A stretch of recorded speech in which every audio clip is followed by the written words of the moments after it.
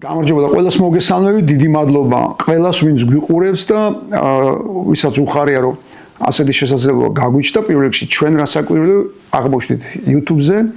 და გვაქვს შესაძლებლობა ყოველ ხუთშაბათს ვისაუბროთ ახალ წიგნზე ან ძველ ისტორიაზე, ჩვენ შევეცდებით გავიხსენოთ საქართველოს ისტორიიდან ფურცლები, რითიც ვამაყობთ, რამაც გული გვატკინა ან პირიქით ადამიანები, რომელმაც გვაწყენეს, მაგრამ ძალიან გვასახელეს, რაც შეეხება წიგნებს, არა მხოლოდ ახალი წიგნები, არამედ შეიძლება გავიხსენოთ ხოლმე ის ძველი წიგნებიც, რომელთა გადაკითხვასაც ჩვენ აუცილებლად ვისურვებდით. მინდა მადლობა უთხრა თანადგომისთვის ყველას თანადგომა არის მნიშვნელოვანი, მით უმეტეს ვინც YouTube არხზე გამოიწერს ჩვენს გადაცემას და ჩვენს სიუჟეტებს და განსაკუთრებით მადლობა მათ, ვისაც გაუჩნდება სურვილი, რომ ფინანსურად გაგვამხნევოს, იმიტომ რომ მათი დახმარების გარეშე შეუძლებელია ასეთი YouTube არხის არსებობა და შეუძლებელია ამ გადაცემების გაკეთება. დღეს ჩვენ ვისაუბრებთ იმ ქართველზე, რომელიც სამწუხაროდ მივიწყებულია, მაგრამ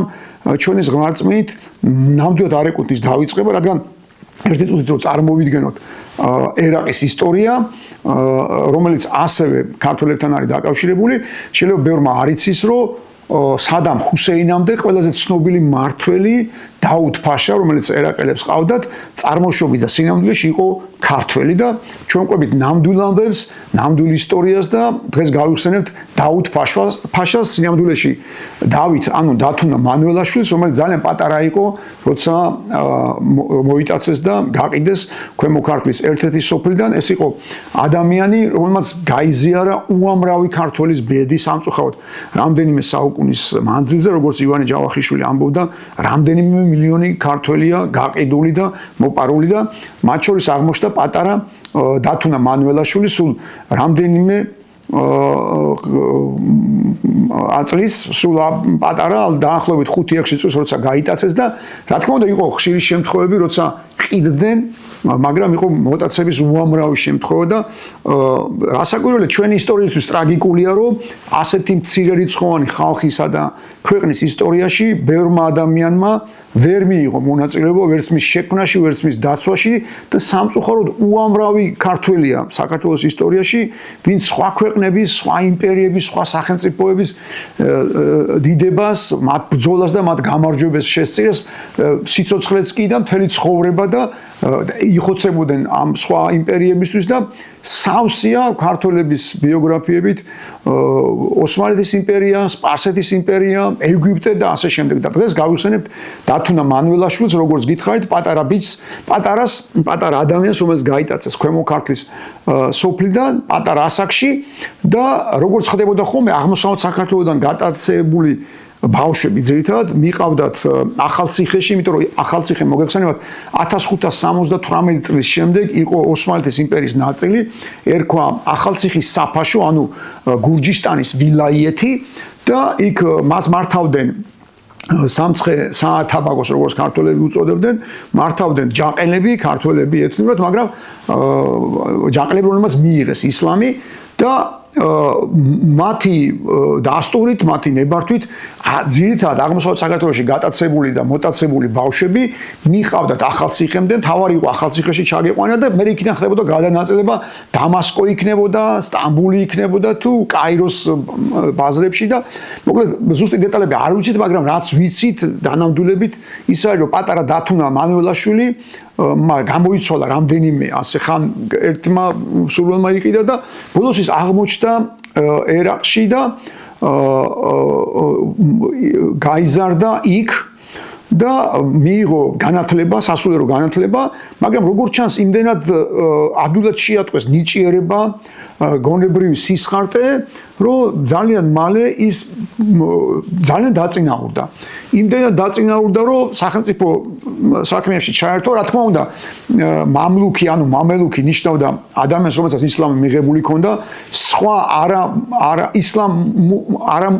მუსულმანის გაყიდვის და მოტაცების უფლება მუსულმანებს არ ჰქონდათ, ამიტომ ყველა ქრისტიანს, ვისაც იტაცებდნენ, რა თქმა უნდა, ბავშვობაშივე უნდა მიეღო ისლამი და აღზრდილიყო როგორც მომავალი ჯარისკაცი ამა თუ იმ იმპერიის და ამა თუ იმ არმიის და ასე იყო დათუნა მანუელაშვილის ბედიც, რომელსაც შემდგომში ეწოდა დაუდ ფაშა. და ეს ახალგაზრდა კაცი ნელ-ნელა ისე დაწინაურდა რომ აღმოჩნდა ერაყის მმართველების კარზე ჯერ როგორც ერთ-ერთი მმართველი ვეზირი თანამდებობის პირი და აღმოჩნდა სიძე გახდა ერაყის მმართველის და მე თვითონ გახდა ერაყის მმართველი უკვე მე-19 საუკუნის დასაწყისში. თვითონ ამბავი მე-18 საუკუნეში მოხდა, ანუ მე-18 საუკუნის ბოლოს მოიტაცეს ის ქვემო ქართლიდან, მაგრამ ისე გაძლიერდა, რომ გახდა და მიაღწია თავისი გონებით, სხვათა შორის თავისი უნარებით, თავისი განათლებით მიაღწია უმაღლეს თანამდებობას ერაყის და სხვათა შორის ჩვენ გვაქვს ორი წერილი დარჩენილი მისგან, ქართულად დაწერილი, მან ქართული არ იცოდა სამწუხაროდ წერა, იმიტომ რომ ძალიან პატარა იყო რაკედა რომ გაიტაცეს და ქართული წერა-კითხვის შესწავლა ვერ მოასწრო, მაგრამ ეს წერილი დაწერილია ცნობილი ქართული დინასტიის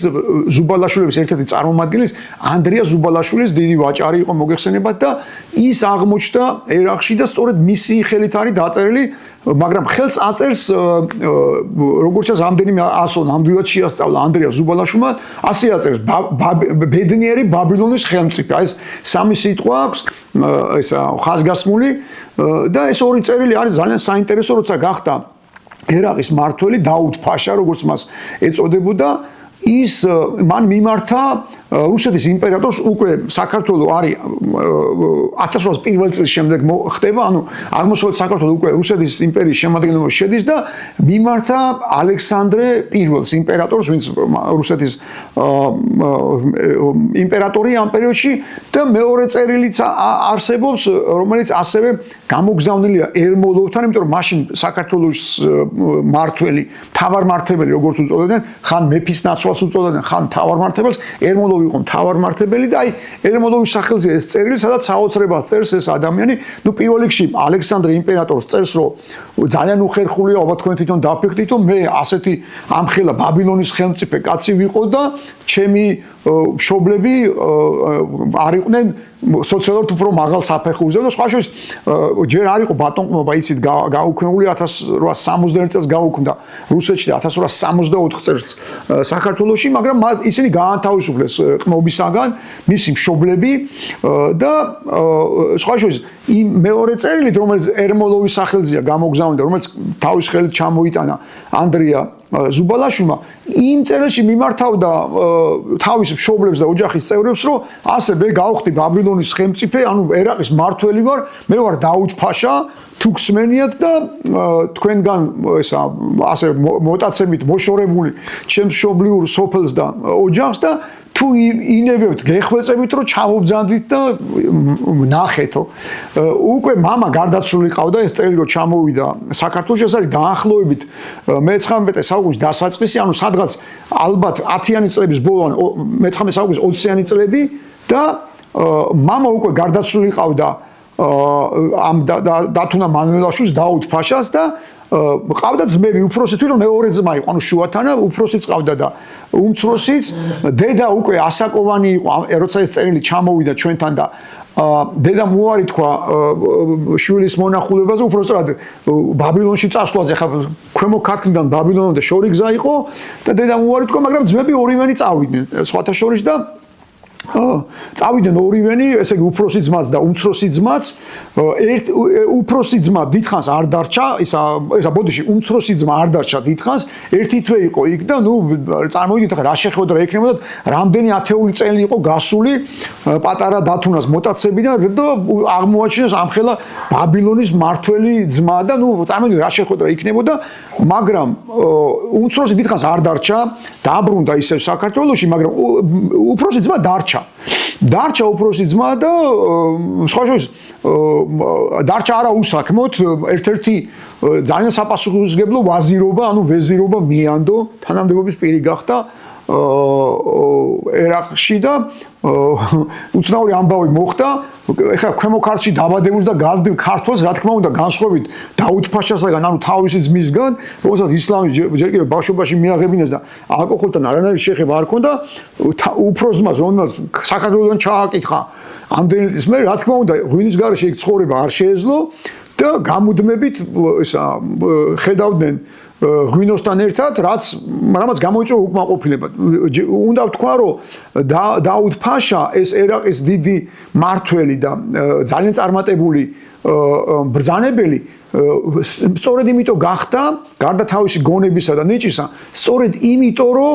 ძალიან მნიშვნელოვანი რეფორმები გაატარა ერაყში, ეს იყო რეფორმები მიწასთან დაკავშირებით, განათლებასთან დაკავშირებით, სასამართლოსთან დაკავშირებით. მოკლედ, ის ძალიან პოპულარობით სარგებლობდა და მის ბიოგრაფიაში, ანუ მის სახელოვან მმართველობაში ყველაზე უარყოფითი და ცუდი როლი შეასრულა, რა თქმა უნდა, ღვიძლმა ძმამ, რომელიც სვამდა და ცდილობდა, რომ ღვინო შეეყარებინა სხვა იმისთვისაც, ერაყელებისთვისაც. ამან გარკვეული პროტესტი გამოიწვია ერაყში თურმე და განსაკუთრებით ესე იგი ისინი აღშფოთდნენ, ვინც მაინც კრიტიკულად უყურებდა დაუდ ფაშას. ამ პერიოდში ალბათ იცით, რომ ერაყი და არამხოლოდ ერაყი, უზარმაზარი ტერიტორია იყო ოსმალეთის იმპერიის ნაწილი და ფაშაც ამიტომ ეწოდებოდა დაუდ ფაშას, რომ ის იყო მმართველი გარკვეულ საკითხებში, დამოუკიდებელი მმართველი ერაყისა და ბაბილონისა, მაგრამ რასაკვირველია, ეკუთვნოდა პორტას, ანუ მაღალ პორტას, როგორც ოსმალები უწოდებდნენ და იმართებოდა სტამბულიდან, უკვე სტამბულიდან ყოფილი კონსტანტინოპოლიდან და რასაკვირველია, ჩაუტანეს ხმა, რომ ასეთი ვითარებაა, რომ დაუდ ფაშას ძმა ასეთი შემარცხვენელია, მოკლედ ერაყის მმართველისა და როგორც ჩანს ეს სხვა პრობლემაც იყო, როგორც ჩანს, იყო პრობლემა, რომელიც ჩემი სუბიექტური დაკვირვებით ყველგან ჩნდებოდა, სადაც ქართველები არ ისვენებდნენ და არ სურდათ მხოლოდ რიგითი ჯარისკაცები ყოფილიყვნენ, მე ვგულისხმობ მამლუქებს, ან მამელუქებს, ანუ გაყიდულ და მოტაცებულ ბიჭებს, რომლებიც მე იმ არმიების ჯარისკაცებიდან, სარდლებიდან, თავარსარდლები ხდებოდნენ, არავის არ აკმაყოფილებდა და ეს ხშირად იყო, რომ დაწინაურება გარდაუვალი იყო, იმიტომ რომ ძალიან ძლიერდებოდნენ ქართველები, ასე მოხდა დარწმუნებული ვარ დაუდ ფაშას შემთხვევაში, როცა ის გაძლიერდა და როცა უამრავი თანამოაზრე გაუჩნდა და მიხვდნენ, რომ საკმაოდ ძლიერია ახლა ერაყი, მათ გადაწყვიტეს, რა თქმა უნდა, დამოუკიდებლობის დაბრუნება ერაყისა და ერაყელი ხალხისათვის და აქ როგორც ხდება ხოლმე ეს დაპირისპირება აღმოჩნდა საბედისწერო, სხვა შორის ბრძოლები გაიმართა, ესე იგი მის დასასჯელად უზარმაზარი არმია გამოაგზავნა ოსმალეთის ფადიშახმა და როგორც ეს ალბათ მათაც ძალიან კარგად იცოდნენ, ერაყის ქართველი მმართველის წინააღმდეგ სხვა ქართველი გამოიყენეს, ალეპოს ფაშა გამოიყენეს, რომელიც წარმოშობით ასევე ქართველი იყო და იცოდნენ, რომ ერაყის წინააღმდეგ სწორი ზღვა იქნებოდა, რომ ყველაზე დიდ წინააღმდეგობას, როგორც ეს ყველაზე მეტად იმეტიჩებდა ისევ ქართველი. მოკლედ, ისე მოხდა, რომ დაუდ ფაშა დაამარცხეს, ჩაიყვანეს სხვათა შორის, სტამბულში, მაგრამ ფადიშახმა ის არ დასაჯა, იმიტომ რომ როგორც ჩანს, მასთან პირადი დიალოგით მოიხივლა. იყო ერთ-ერთი საუკეთესო მცოდნე იმდენ აღმოსავლურ სამყაროში და როგორც ამბობენ, ყურანის საუკეთესო კომენტატორი. იცით ალბათ, რომ ეს ყურანის კომენტარები არის უამრავი და მთელი ეს საუკუნეების მანძილზე ასპარეზიც კი იყო იმ ადამიანებს, ვინც ისლამს განსაკუთრებით სწავლობდა, ამ კომენტარების ასე თუ ისე გაკეთება და როგორც ჩანს, დაუდ ფაშამ განსაკუთრებით გამორჩეული იყო ამ მხრივაც, არ დასაჯეს, პატიმრობა არ მიუსაჯეს და მისივე თხოვნით გააგზავნეს მედინაში. მედინაში მოგეხსენებათ იყო უნიკალური ბიბლიოთეკა და მედინაშია დაკრძალული მუჰამედი, ვისთანაც არის დაკავშირებული ისლამის დაბადება 622 წელს, თვითონ მან ქადაგება უფრო ადრე დაიწყო, მაგრამ ოფიციალურად ისლამის დაბადება 622 წელია, მე-7 საუკუნის 20-იანი წლები და მის მოვალეობაში შედიოდა ყველა ადამიანის მასპინძლობა, ვინც მოილოცავდა მექას, ჰაჯის მთავარ ადგილს და ასევე მეორე მთავარი წმინდა ადგილი იყო მათთვის მედინა, სადაც დაკრძალული იყო მუჰამედი და იქ გაატარა თავისი დარჩენილი ცხოვრება და დაუდ ფაშა არის იქვე დაკრძალული, სხვათა შორის ძალიან ახლოს მუჰამედის საფლავთან, როგორც განსაკუთრებული ღვაწლის მქონე. სხვა შორის მას ჩააკითხა ალექსანდრე ბატონიშვილმაც ერეკლე მეფის ვაჟმა, სწორედ იმ ალექსანდრე ბატონიშვილმა, რომელმაც მე-19 საუკუნის დასაწყისში განსაკუთრებული წინააღმდეგობა გაუწია რუსეთის იმპერიის შემოსვლას საქართველოში და რომელიც ერთ-ერთი მეთაური იყო 1812 წლის კახეთის აჯანყებისა, რომელიც მე გავრცელდა ქართლშიც და სამწუხაროდ წარმატება დამთავრდა, მაგრამ ალექსანდრე ბატონიშვილი ითვლებოდა მთავარ ლიდერად იმ მოძრაობის, რომელიც არამხოლოდ ქართლის და კახეთის გათავისუფლებას, არამედ საერთოდ კავკასიის გათავისუფლებას გულისხმობდა და სწორედ ალექსანდრე ბატონიშვილის მემკვიდრე იყო, ასე ვთქვათ, ამ ასპარეზზე, ამ ბრძოლაში, კავკასიის თავისუფლების ბრძოლაში იმამ შამილი. მოკლედ, ალექსანდრე ბატონიშვილიც არის ნამყოფი, ესეც ვიცით, ნამყოფია ასევე მასთან, რადგან მისი მოსმენა უნდა და მისი როგორც ჩანს, მისი ავტორიტეტი ჭირდებოდა ალექსანდრე ეძებდა მეკავშირეებს რუსეთის იმპერიის წინააღმდეგ, სპარსეთშიც, ერაყშიც, ყველგან, მოკლედ, ყველგან სადაც შესაძლებელი იყო დაერწმუნებინა სხვა აღმოსავლეთის ლიდერები, მაშინდელი ლიდერები, რომ რუსეთის იმპერია ისეთი საშიში იყო, რომ აუცილებლად მიადგებოდა კავკასიის მერე სპარსეთსაც, არაბეთსაც და ჯობდა ახლავე მიეღოთ ამ ბრძოლებში მონაწილეობა. სამწუხაროდ ეს ასე არ მოხდა. ალექსანდრე ვერ დაიბრუნა ტახტი, ვერ აღადგინა ქართლ-კახეთის დამოუკიდებლობა და ტრაგიკული რო არ იყოს ჩვენი დამთავრება და დღევანდელი საუბარი, მე დაუდ-ფაშასთან დაკავშირებით სულ მახსენდება სხვა შორის ღიმილით ნაპოლეონის ამბავიც, ნაპოლეონის პარალელი, ნაპოლეონ ბონაპარტემ, იცით ალბათ, რომ იმავე პერიოდში არაერთი ქვეყანა დაიპყრო და არაერთი ქვეყნის არმია დაამარცხა და მათ შორის იყო ესპანეთიც, სადაც სხვათა შორის რაც დაუდ-ფაშას დაემართა, იგივე დაემართა ნაპოლეონ ბონაპარტესაც თავისი ძმა დანიშნა ესპანეთის მმართველად და ესპანეთის ისტორიაში ცნობილია როგორც პეპე ბოტეია. პეპე ბოტეია ნიშნავს კაცს, რომელსაც გამუდმებით თან ჰქონდა ბოთლი. ბოთლი იმიტომ ჰქონდა, რომ გამუდმებით სვამდა დაუდ-ფაშას ქართველი ძმასავით და სხვა შორის ესპანეთის პრობლემებიც მოიტანა მისმა ნაპოლეონის ძმამ, როგორც დაუდ-ფაშას შემთხვევაში. რასაკვირველია დაუდ-ფაშა